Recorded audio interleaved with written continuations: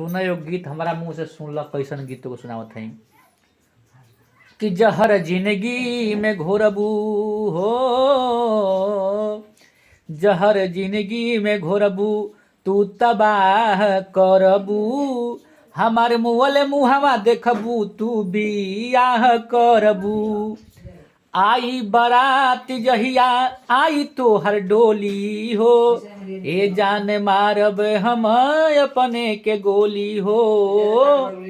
आई बारात जहिया आई तो हर डोली हो, ए जान मारब हम अपने के गोली हो।